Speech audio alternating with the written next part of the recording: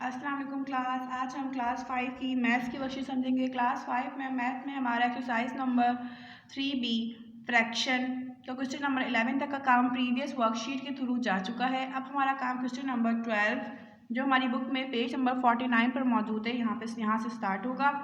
सवाल हमारे पास मौजूद है, फाइंड द प्रोडक्ट।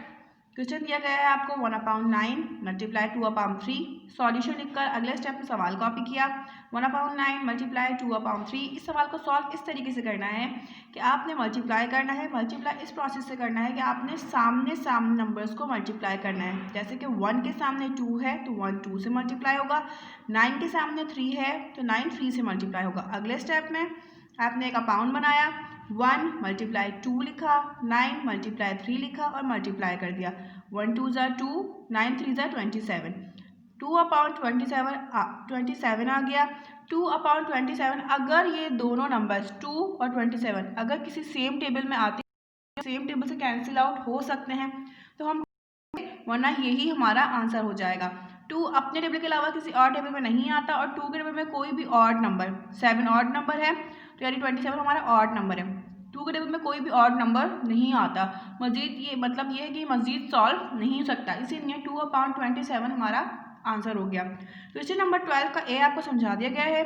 बी और सी सेम एज इट इज इसी पैटर्न से आपको कॉपी में करना है, उसमें कोई चेंज नहीं है। क्वेश्चन नंबर डी में थोड़ा सा चेंज था तो वो ये रहा। सवाल आपको दिया गया है 3/4 मल्टीप्लाई 5/12। सॉल्यूशन लिखकर सवाल कॉपी कर देना है आपने। 3/4 मल्टीप्लाई 5/12। सवाल कॉपी करने के बाद अगले जिस तरह प्रीवियस क्वेश्चन में क्या था सेम वही स्टेप आपने करना है। आपने मल्टीप्लाई करना है। मल्टीप्लाई करने का तरीका वही है कि हम सामने सामने मल्टीप्लाई करेंगे। 3 को 5 से, 4 को 12 से। हमने अगले स्टेप में अपाउंड बनाया और मल्टीप्लाई करने के लिए इसको लिख दिया। 3 मल्टीप्लाई 5, 4 मल्टीप्लाई 12। 3 मल्टीप्लाई 5, 3 5 ज़ा 15। 4 का टेबल आप 12 तक पढ़ेंगे तो 48 आ जाएगा। अब हमने देखा 15/48 अगर ये किसी सेम टेबल से कैंसिल आउट हो रहे होंगे तो हम कैंसिल आउट कर देंगे, वरना यही हमारा आंसर हो जाएगा। लेकिन ये सेम टेबल से कैंसिल आउट हो रहे थे और वो टेबल हमारा जो था वो था 3 का। अगर हम 3 का टेबल 5 टाइम पढ़ें, 3 5 ज़ा 15 आता है तो 3 5 ज़ा 15। 3 के टेबल में 48 भी आता है। अगर हम 3 का टेबल 16 टाइम पढ़ें तो 48 आ जाता है। और अगर इसको ब्रेक करके सॉल्व करना चाहें तो इस तरह से करेंगे कि 3 के टेबल में 4 नहीं आता लेकिन 3 तो आता है। हमने 4 को काट कर 3 कर दिया और जो 1 एक्स्ट्रा बचा वो हमने 8 को कैरी दे दिया। अब 3 के टेबल में 3 भी आता है और 18 भी आता है। 3 1 ज़ा 3, 3 8 ज़ा 16। ठीक है, अब 5/16 हमारा आंसर आ गया। 5/16 मजीद किसी टेबल में एक साथ नहीं आता, इसीलिए हमारा आंसर 5/16 हो गया। उसके बाद अगला क्वेश्चन हमारा है क्वेश्चन नंबर 16 जो बुक में पेज नंबर 49 पर ही मौजूद है। सवाल आपके पास मौजूद है, find the product of the given fraction. सवाल दिया गया है क्वेश्चन नंबर ए 1/3 मल्टीप्लाई 1/2। सॉल्यूशन लिख के सवाल कॉपी किया। अगले स्टेप में आपने 1/3 मल्टीप्लाई 1/2। सॉल्व करने का तरीका वही प्रीवियस क्वेश्चन जैसा है, कोई चेंज नहीं है। हमने मल्टीप्लाई करना है इस तरीके से कि हमने सामने सामने नंबर्स को मल्टीप्लाई करना है। 1 को 1 से, 3 को 2 से। 1 के सामने 1 था इसलिए 1 से, 3 के सामने 2 है इसलिए 2 से। अगले स्टेप में हमने इसको लिख दिया, एक अपाउंड बनाया उसको कंबाइन लिख दिया। 1 मल्टीप्लाई 1, 3 मल्टीप्लाई 2 और मल्टीप्लाई कर दिया। 1 1 ज़ा 1, 3 2 ज़ा 6।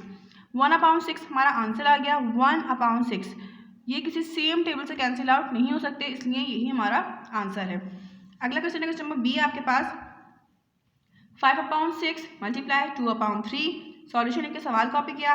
5/6 मल्टीप्लाई 2/3। अगले स्टेप में प्रीवियस क्वेश्चन की तरह हमने इसको मल्टीप्लाई करना, तो कंबाइन मल्टीप्लाई करने के लिए हमने एक अपाउंड बनाया और इसको इस तरह लिखा कि 5 के टाइम सामने 2 है तो 5 2 से मल्टीप्लाई होगा। 6 के सामने 3 है तो 6 3 से मल्टीप्लाई होगा, इसलिए हमने इसी तरीके से लिख दिया। 5 मल्टीप्लाई 2, 6 मल्टीप्लाई 3 मल्टीप्लाई कर दिया। 5 2 ज़ा 10, 6 3 ज़ा 18। 10/18 हमारा आंसर आया। हमने ये देखना है कि किसी सेम टेबल में एक साथ अगर आते होंगे तो उनको कैंसिल आउट कर देंगे, वरना यही हमारा आंसर हो जाएगा। लेकिन 10 और 18 एक टेबल में एक साथ सेम टेबल में आते थे, ये कैंसिल आउट हो सकते थे। किस टेबल से? 2 के टेबल से। 2 5 ज़ा 10, 2 9 ज़ा 18। 5/9, 5 और 9 किसी टेबल में एक साथ नहीं आते, इसलिए 5/9 हमारा आंसर हो गया। क्वेश्चन नंबर 16 का ए और बी आपको समझा दिया गया है। सी एज इट इज आपने इस तरीके से कॉपी में करना है, पैटर्न में कोई चेंज नहीं है।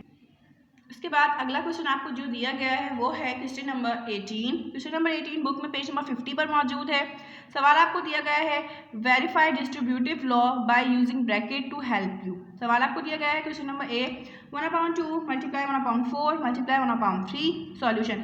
प्रीवियस क्वेश्चन में आपको फ्रैक्शन में 2 अपाउंड दिए जा रहे थे, 3 अपाउंड अब तक नहीं दिए थे। यहाँ पे आपको 3 अपाउंड दिए गए हैं विद मल्टीप्लाई के साइंस। हमने इसको इस तरीके से सॉल्व करना है डिस्ट्रीब्यूटिव लॉ को फॉलो करते हुए। हमने सवाल को 2 हिस्सों में डिवाइड कर दिया, left hand side, right hand side. L मतलब लेफ्ट, एच मतलब हैंड, एस मतलब साइड, आर मतलब राइट, एच मतलब हैंड, एस मतलब साइड। अब लेफ्ट हैंड साइड और राइट हैंड साइड पर नंबर्स हमने अपने सवाल को किस तरह डिवाइड करके लिखा है, इस तरीके से डिवाइड करके लिखा है। हमारे सवाल का जो फर्स्ट अपाउंड था 1/2 उसको हमने ऐसे लिख दिया, 1/4 और 1/5 को हमने ब्रैकेट में करके यहाँ पे लिख दिया। साइन मल्टीप्लाई का था तो अपनी साइन अपनी जगह पे मौजूद रहा। राइट हैंड साइड पे हमने क्या किया, हमने यहाँ पे 1/2 को बाहर रखा था, हमने यहाँ 1/2 को ब्रैकेट के अंदर कर दिया, 1/4 के साथ 1/5 ब्रैकेट के बाहर आ गया। यहाँ पे पहला अपाउंड हमारा ब्रैकेट के बाहर है और यहाँ आखिरी अपाउंड हमारा ब्रैकेट के बाहर है। आप इसको सॉल्व कर लेंगे। सॉल्व करने के लिए हमने यहाँ बीच में लाइन इसलिए खींची ताकि ये लोग सेपरेट रहें, लेफ्ट हैंड साइड और राइट हैंड साइड कंबाइन ना हो, सेपरेट सेपरेट रहे, समझ में इजीली आ जाए। इसको सॉल्व कर दिया है हमने। किस तरीके से सॉल्व किया है, वही प्रीवियस मेथड को यूज़ करते हुए हम पहले ब्रैकेट सॉल्व करेंगे और तरीका वही होगा हमारा। 1 के सामने 1 है तो आमने सामने मल्टीप्लाई करेंगे, 1 के सामने 1 था तो 1 1 से मल्टीप्लाई होगा, 4 के सामने 5 है तो 4 5 से ही मल्टीप्लाई होगा। अगले स्टेप में 1/2 जो ब्रैकेट के बाहर था वो एज इट इज आ गया, मल्टीप्लाई का साइन था वो एज इट इज आ गया। हमने एक अपाउंड बनाया, 1 को लिखा, मल्टीप्लाई 1 आ गया, 4 मल्टीप्लाई 5 एज इट इज आ गया। अब अगले स्टेप में 1/2 सॉल्व नहीं हुआ था वो एज इट इज 1/2 मल्टीप्लाई के साइन के साथ आ गया, इसको हमने सॉल्व कर दिया। किस तरीके से 1 1 ज़ा 1 4 5 ज़ा 20, ब्रैकेट सॉल्व हो गया तो ब्रैकेट हट गया, ब्रैकेट खुल गया। अब 1/2 मल्टीप्लाई 1/20 को सॉल्व करना है। इसको जिस तरह प्रीवियस क्वेश्चन में सॉल्व करे थे ऐसे ही सॉल्व कर देंगे। 1 1 ज़ा 1 2 20 ज़ा 40, किस तरीके से 2 2 ज़ा 4 0 एज इट इज नीचे आ गया। इसको इस तरीके से सॉल्व करेंगे, 2 का टेबल 20 टाइम पढ़ेंगे तो 40 आ जाएगा। अब राइट हैंड साइड को सॉल्व कर लेते हैं। राइट हैंड साइड को भी इसी तरीके से सॉल्व करना है, तरीका आपका सॉल्व करने का यही होगा। देख लेते हैं किस तरीके से सॉल्व किया है। सवाल है हमारा 1/2 मल्टीप्लाई 1/4 ब्रैकेट मल्टीप्लाई 1/5 ब्रैकेट के बाहर है। पहले हम ब्रैकेट को सॉल्व करेंगे रूल्स के मुताबिक। हमें इसको सॉल्व करने के लिए मल्टीप्लाई करना है। मल्टीप्लाई करने का पैटर्न हमें पता है कि हम आमने सामने मल्टीप्लाई करेंगे। 1 के सामने 1 था तो 1 1 से मल्टीप्लाई होगा, 2 के सामने 4 है तो 2 4 से मल्टीप्लाई होगा। हमने अगले स्टेप में एक अपाउंड बनाया, ब्रैकेट के साइन लगाए, 1 मल्टीप्लाई 1 2 मल्टीप्लाई 4 लिखा, ब्रैकेट के बाहर की जो वैल्यू थी वो एज इट इज नीचे आ गई, मल्टीप्लाई 1/5। अब हमने अगले स्टेप में से मल्टीप्लाई कर दिया, किस तरीके से 1 1 ज़ा 1 2 4 ज़ा 8, सॉल्व हो गया तो ब्रैकेट हट गया। बाहर का ब्रैकेट के बाहर का जो मटेरियल था वो सॉल्व नहीं हुआ, इसीलिए वो एज इट इज नीचे आ गया, मल्टीप्लाई 1/5। अगले स्टेप में इसको भी सॉल्व कर दिया, किस तरीके से 1 1 ज़ा 1 8 5 ज़ा 40। Hands left hand side equal to right hand side, 1/40 left hand side का आंसर था, राइट हैंड साइड का आंसर भी इसी के equal same as it is यही आना चाहिए और यही आएगा 1/40। क्वेश्चन नंबर 18 का ए आपको समझा दिया गया है। क्वेश्चन नंबर 18 का बी सेम इसी पैटर्न से बुक में आपने करना है, जो बुक में आपके पास मौजूद है पेज नंबर 50 पर। क्वेश्चन नंबर 19 पेज नंबर 50 पर है। सवाल आपको दिया गया है, solve this multiplication making sure each product in its lowest. कह रहे हैं आपको मल्टीप्लिकेशन के सवाल दिए गए हैं जो आपको सॉल्व कर कर उसके लोएस्ट फॉर्म तक लेके आना है। उसका आंसर सबसे छोटा, मतलब जितना मजीद जितना वो सॉल्व उसको सॉल्व कर उसके लोएस्ट फॉर्म, आगे मजीद वो सॉल्व ना हो सके इतना आंसर लेकर आ जाना है। सवाल आपको दिया गया क्वेश्चन नंबर ए का 2, ये में मिक्स फ्रैक्शन दी गई है 2/5 मल्टीप्लाई 3। सॉल्यूशन लिख के आपने सवाल को कॉपी करना है। सवाल कॉपी कर दिया आपने। सवाल था हमारे पास 2 और 2/5 मल्टीप्लाई 3। हमने पहले मिक्स फ्रैक्शन को सॉल्व करना है। मिक्स फ्रैक्शन को किस तरीके से सॉल्व करते हैं बात हमें पता है। मिक्स फ्रैक्शन को सॉल्व करने के लिए हमने डिनोमिनेटर को अपने होल नंबर से मल्टीप्लाई करना है और मल्टीप्लाई करने के बाद जो हमारा आंसर आ जाएगा उस पर अपने न्यूमिनेटर को ऐड कर देना है। 5 2 ज़ा 10 ऐड 2, 5 2 ज़ा 10 प्लस 2 12 अपाउंड 5 था। डिनोमिनेटर हमारा चेंज नहीं होता तो डिनोमिनेटर चेंज नहीं हुआ, अपाउंड 5 एज इट इज आ गया। न्यूमिनेटर चेंज हो गया सॉल्व करने के बाद। 12/15 12/5 था 12/5 आ गया, मल्टीप्लाई 3 था मल्टीप्लाई 3 आ गया। अब इसको सॉल्व कर देंगे सिंपल मल्टीप्लिकेशन के मेथड से। 12 के सामने 3 है तो 12 3 से मल्टीप्लाई होगा, 5 के सामने कोई चीज़ नहीं है तो ये मल्टीप्लाई नहीं होगा। इज इक्वल्स टू हमने अगेन अपाउंड बनाया, 12 मल्टीप्लाई 3 अपाउंड 5 था अपाउंड 5 आ गया, 12 को 3 से मल्टीप्लाई किया 36 अपाउंड 5 था अपाउंड 5। ये हमारी इम्प्रॉपर फ्रैक्शन है बिकॉज ऑफ हमारा न्यूमिनेटर बड़ा है डिनोमिनेटर से। हम इसको प्रॉपरली सॉल्व करने के लिए, क्योंकि हमारा सवाल में उन्होंने कह दिया गया है कि आपको आंसर इसके लोएस्ट फॉर्म तक लेके जानी है, इसको मज़ीद सॉल्व करने के लिए इसको डिवाइड कर देंगे। हमने डिवाइड कर दिया, डिवाइड करने के लिए हमारा जो न्यूमिनेटर था वो हमारा डिविडेंड बन गया और जो हमारा डिनोमिनेटर था वो हमारा डिवाइज़र बन गया। हमने डिवाइड कर दिया। 5 का टेबल अब हमें इतना पढ़ना है कि 36 या 36 से कोई छोटी वैल्यू आ जाए। हमने 5 का टेबल पढ़ा, 5 1 5, 5 2 10, 5 3 15, 5 4 20, 5 5 25, 5 6 30, 5 7 35, 5 8 40। 40 36 से बड़ा हो जाएगा, इसलिए हमने 5 7 35 ले लिया। अब 3 में से 3 को माइनस किया, कुछ नहीं बचा, 6 में से 5 गए, 1 हमारा रिमाइंडर बच गया। 5 का टेबल अगर हम और मजीद पढ़ें तो 5 का टेबल में 1 नहीं आता, तो ये मजीद सॉल्व नहीं हो सकता, इसलिए हम अपना आंसर इस तरीके से लिखेंगे। हमारा जो डिनोमिनेटर था जो यहाँ डिवाइजर बन जाता, हमारा डिनोमिनेटर चेंज नहीं होता, हमारा डिनोमिनेटर एज इट इज अपनी जगह पर एज अ डिनोमिनेटर ही वापस आ जाएगा। हमारा जो रिमाइंडर बच जाएगा, रिमाइंडर हमारा न्यूमिनेटर बन जाता है और जो हमारा आंसर आता है वो हमारा होल नंबर बन जाएगा। अगेन हमारा आंसर मिक्स फ्रैक्शन में आ गया। क्वेश्चन नंबर 19 का ए आपको समझा दिया गया है, बी और सी सिर्फ एज इट इज इसी पैटर्न से करना है, कोई चेंज नहीं है। क्वेश्चन नंबर डी आपको दिया गया है। क्वेश्चन नंबर डी में आपको क्या दिया गया है कि आपको 2 मिक्स फ्रैक्शन दी गई हैं और मल्टीप्लाई 4। सवाल आपको दिया गया है 4 1/8 मल्टीप्लाई 2 1/3 मल्टीप्लाई 4। सॉल्यूशन लिख के सवाल कॉपी कर देंगे, 4 1/8 मल्टीप्लाई 2 1/3 मल्टीप्लाई 4। अब इसको सॉल्व करने के लिए पहले हमने इस मिक्स फ्रैक्शन को सॉल्व कर एक सिंपल फ्रैक्शन लाना है। अब वो इम्प्रॉपर हो या प्रॉपर, इसको सॉल्व कर देना है हमने। जिस तरीके से सॉल्व करेंगे, हमारा जो डिनोमिनेटर होता है उसे हम मल्टीप्लाई कर देंगे होल नंबर से और जो मल्टीप्लाई करने के बाद आंसर आएगा उस पर अपना न्यूमिनेटर ऐड कर देंगे। मल्टीप्लाई कर लेते हैं, 8 4 जा 32, 32 में ऐड कर लेंगे 1, 32 + 1 33। डिनोमिनेटर चेंज नहीं होता, अपाउंड 8 था अपाउंड 8 एज इट इज आ गया, मल्टीप्लाई था मल्टीप्लाई आ गया। अगेन ये मिक्स फ्रैक्शन में था, इसको सॉल्व करना था, हमने सॉल्व कर लेंगे। डिनोमिनेटर को मल्टीप्लाई करेंगे होल नंबर से, 3 2 जा 6, 6 डिनोमिनेटर को होल नंबर से मल्टीप्लाई किया तो 6 आ गया, उसमें न्यूमिनेटर प्लस हो जाएगा, 1 प्लस किया 7 आ गया, अपाउंड 3 था अपाउंड 3 आ गया, डिनोमिनेटर चेंज नहीं होता। मल्टीप्लाई 4 था सिंपल, मल्टीप्लाई 4 आ गया। अब इसको मजीद सॉल्व करने के लिए हमने अपना प्रीवियस मेथड को ही फॉलो किया। मल्टीप्लाई इस तरीके से करेंगे कि आमने सामने मल्टीप्लाई होगा, 33 के सामने 7 था, 33 7 से मल्टीप्लाई होगा, 7 4 से मल्टीप्लाई होगा। यहाँ पर 8 था, 8 मल्टीप्लाई होगा 3 से, 3 के सामने कोई वैल्यू नहीं है तो वो मल्टीप्लाई आगे की मजीद किसी और नंबर से नहीं होगा। हमने अगले स्टेप में अपाउंड बनाया और सबको लिख दिया, 33 मल्टीप्लाई 7 मल्टीप्लाई 4 अपाउंड 8 मल्टीप्लाई 3। अब मल्टीप्लाई किया, 33 को मल्टीप्लाई करना है 7 से, 33 को मल्टीप्लाई करेंगे 7 से तो हमारा आंसर आएगा 231।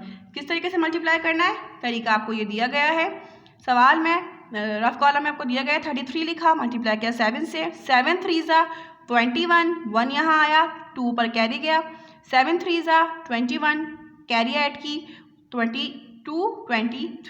23 आ गया। हमारा आंसर आ गया 33 को 7 से मल्टीप्लाई करने के बाद 231 हमने यहाँ लिख दिया एरो बनाकर।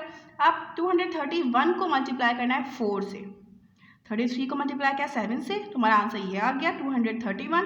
अब 231 को मल्टीप्लाई कर देंगे हम 4 से, 231 को 4 से मल्टीप्लाई किया, 231 लिखा, मल्टीप्लाई 4, 4 1 जा 4, 4 3 जा 12 का 2 यहाँ आया, 1 ऊपर कैरी गया 2 के, 2 4 जा 4 2 जा 8, 8 + 1 9।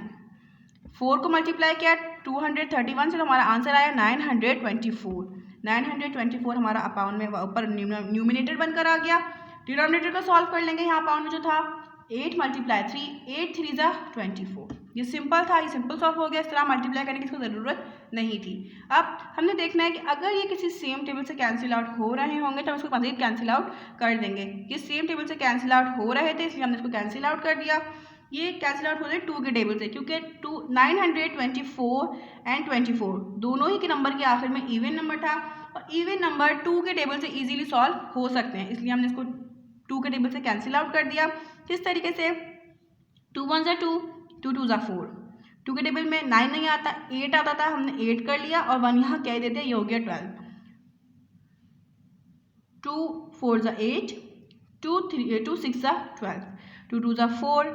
अब अगेन हमने देखा कि 12 और 462 मज़ीद सॉल्व हो सकता है, तो इसको सॉल्व कर देंगे और ना यही हमारा आंसर हो जाता है, लेकिन ये मज़ीद सॉल्व हो सकता था, इसलिए हमने इसको मज़ीद सॉल्व कर दिया 2 के टेबल से ही। अगेन 2 2 ज़ा 4, 2 3 ज़ा 6, 2 1 ज़ा 2, 2 6 ज़ा 12। अब 6 231 अपॉन 6, 231 अपॉन 6 मज़ीद 3 के टेबल से सॉल्व हो सकता था, इसलिए हमने इसको 3 के टेबल से सॉल्व कर दिया। 3 2 ज़ा 6, 3 के टेबल में 23 नहीं आता, लेकिन 21 आता था, हमने 21 लिख लिया। 2 यहाँ कैरी आ गया, तो ये हो गया 21 अगेन, ये 1 हो गया और जो यहाँ पे 2 एक्स्ट्रा थे वो यहाँ आ गए, तो ये हो गया 21, ये भी 21। 3 7 ज़ा 21, 3 7 ज़ा 21। इसको जब हमने हमने इसको सॉल्व किया तो हमारा आंसर आ गया 77 अपॉन 2। 77 अपॉन 2 मज़ीद सॉल्व नहीं हो सकता, रीज़न कि 7 और 7 दोनों ही ऑड नंबर है और 2 हमारा इवन नंबर है, ये सेम टेबल से सॉल्व नहीं हो सकते, इसलिए हमने इसको मज़ीद सॉल्व करने के लिए डिवाइड कर दिया, क्योंकि हम अपना आंसर लोएस्ट फॉर्म में लेकर आना है। हमने डिवाइड करने के लिए हमारा जो ये हमारा जो डिनोमिनेटर था ये हमारा डिवाइज़र बन गया और जो हमारा न्यूमिनेटर था वो हमारा डिविडेंड बन गया। हमने डिवाइड कर दिया 2 के टेबल से। 2 का टेबल इतना पढ़ना है कि पहले 7 या 7 से कोई छोटी वैल्यू आ जाए। हमने 2 का टेबल पढ़ा, 2 1 ज़ा 2, 2 2 ज़ा 4, 2 3 ज़ा 6, तो 2 3 ज़ा 6 आ गया। 7 में से 3 को माइनस किया, 1 बच गया। 7 था, 7 एज इट इज़ यहाँ पे नीचे आ गया, 17 हो गया। अब 2 का टेबल इतना पढ़ना है कि 17 या 17 से कोई छोटी वैल्यू आ जाए। 2 का टेबल 8 टाइम पढ़ा, 2 8 ज़ा 16, 1 में से 1 को माइनस किया, कुछ नहीं बचा। 7 में से 6 को माइनस किया, 1 हमारा रिमाइंडर बच गया। अब इसको सॉल्व, 2 के टेबल में 1 नहीं आता, ये मज़ीद सॉल्व नहीं हो सकता। अब इसका आंसर किस तरीके से लिखना है, हमने हमारा जो डिवाइज़र था, जो हमारा डिनोमिनेटर था, जो डिवाइज़र बन गया था, वो हमारा एज अपनी पोजीशन पे एज अ डिनोमिनेटर वापस आ गया। 2 हमारा जो रिमाइंडर बच जाता है वो हमारा न्यूमिनेटर बन जाता है और जो हमारा आंसर होता है वो हमारा होल नंबर 38 1/2 हमारा आंसर हो गया। डायरी जो आपको दी गई है वो ये है कि आपने जो सवाल आपको ये वर्कशीट में दिए गए हैं इनकी प्रैक्टिस करनी है एक सेपरेट कॉपी में।